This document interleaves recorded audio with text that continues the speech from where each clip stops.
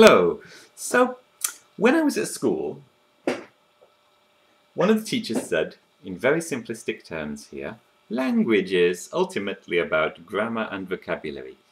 And I still see people talking about this. They say, all you really need to do is learn the grammar and learn the vocabulary, and there are quick routes to doing that. You can get a grammar book, try and break the grammar down, make your own notes and study it and learn it, and then you create word lists. You might maybe decide to learn 10 words a day. You can even get frequency usage lists of words, and you choose the most frequent words and learn them in order, and eventually, after just a few months, you'll know thousands of words and know the grammar, and 3 months down the road, then you will be fluent in that language. Well, okay, I tried this with languages in the past. I studied languages at school, and I bought various textbooks that use this approach, and it was fine in the simplistic situations. It was fine to go into a shop and ask for a loaf of bread and this kind of thing. But it completely failed me when I went to the pub and was with native speakers, and I couldn't understand what they were talking about at all. Even if I understood the individual words and I understood the grammar, they were talking about stuff that I just didn't understand. And so this is it. If language is about grammar and vocabulary, why don't I understand real conversations? Now, part of it is just adjusting your ear to listen to the language, and listening to audio tapes can help you with that. Just practicing to listen. But still, it wasn't so much that I couldn't hear the words, it's that they were talking about things that were alien to me. And this is because real language in real use, not just in textbooks and so on, and not just in polite conversation in a supermarket, real language is full of cultural references and idioms. People, when they're talking in a pub, will be talking about their favourite childhood TV programmes or some pop star that was well known a few years ago, and they'll be using idiomatic expressions, thousands of them, that people born into the language will have grown up with. But if you're studying a language formally, you'll never come across. And so this is why many people say, and I agree to some point with this, that as soon as possible you need to put away the textbooks and dive into authentic material.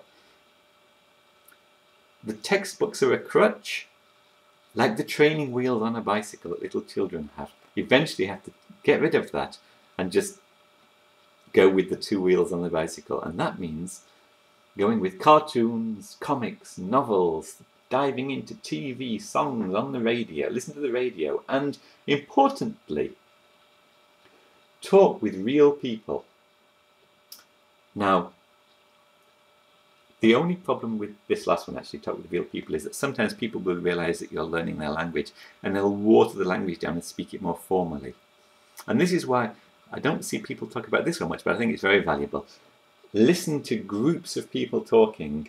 Go to the pub with groups of native speakers in that language, and even if you can't join in, just listening to what they're saying amongst each other. Firstly, you'll see what the gap is between what you know and what they're talking about. And secondly, you will pick some of these things up. And even if not immediately, you might hear phrases and think, I wonder what that means, and you'll be attentive to it. So let's have a look just in the example of Czech, the kind of things that you will hear people using and that all Czechs will know, but they will be completely alien to you. So some of these are quite intricate idioms. Things like na ptáky, jsme krátký, we are small for the birds. Well, what could that mean? When you heard people saying it, how can you work out what it means without the background they've got? Well, you can't. And eventually you'll learn that what it means is we're not up to the task. We're not able to do it. It's too much for us to take on. By the way, I've put a little very faint dotted red line about krátký because it's actually not grammatically correct. Even though people use this phrase, it should actually be krátcí grammatically. But this is important because in real life, people do use idiomatic expressions that are not grammatically correct, and you have to learn these over time, of course, over time. Thousands and thousands of idioms, including the deliberate errors in effect. And when you say to people, why is that incorrect? Why does that break the rules? Well, it just does. And there's no way around it. You can't keep asking why. You just have to accept it and mimic it and understand it and start to use it. So here's another one. Doczkę czasu jako za klasu. Bide your time like a goose for ripe corn. This means don't expect to get it too early. Don't grab at things too early. All good things will come in time.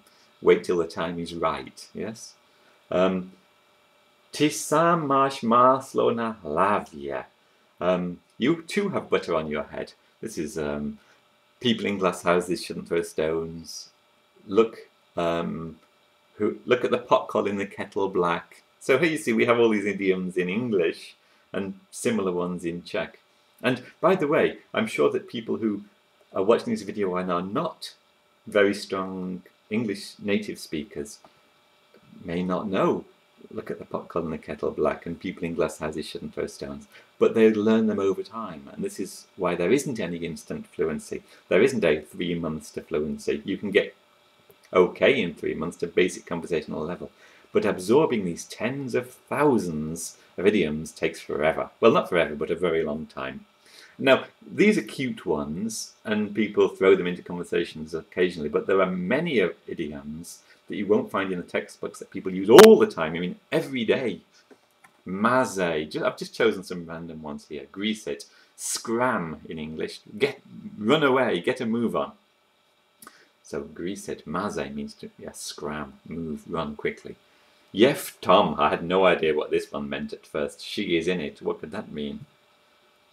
She's pregnant. She's got a bun in the oven. She's in the family way. No, she's pregnant. Mam koczko, I have a cat. Well, maybe you do have a cat, but if you're saying it when you're holding your head, it means I have a hangover. I've asked Czechs why, and they don't know often. Well, nobody knows, but I'm wondering if it's because the word for hangover is actually kotsovina. So Mam kotsovino has been shortened to Mam koczko just to make it cute and quick. Just my theory. Mam opitsi, I have a monkey. It means the same thing. It means I've got a hangover. Mam opitsi, I've got a hangover. Nobody knows why, but I'm wondering if it's because opili means to be drunk, really drunk. So it went from being Sam opili, I'm drunk, to Mam opitsi, sort of a cute way of saying I've got a hangover. Sem Schwartz, I'm penniless, I don't have any money. You know, when you're in the pub and it's your turn to buy the drinks, Sem Schwartz, don't have any money. I am broke would be a great English translation. Again, that's idiomatic. Why is being broken? And again, not even grammatical. It would be I am broken. This is an example of where idioms even in English are agrammatical. Why would that mean I'm penniless? You just have to learn it over time. Yes? So where do we learn these things from? Well, as I've said, diving into authentic materials and speaking to real people, particularly in groups where they aren't watering the conversation down to you. A pub is perfect. The locals will all speak among themselves, and even if you can't join in, you'll learn. But there's a head start you can get on this that I found for Czech. It's wonderful. I wish I'd known about this when I was learning Czech. And in fact, I've only discovered it quite recently, but I'm still learning idioms from it. ABCs of Czech is the first one. It's a series that's been on, I think it's finished now, but it was on for several years on the radio, and it explores idioms in the language and gives the history for them. Some of them are fascinating. Once you understand the background, it makes them easy to remember. Plus it's fun to listen to, and that always helps with learning. And sound Czech, this is my favourite. This has been going on for about 4 or 5 years now, I think. Something like that.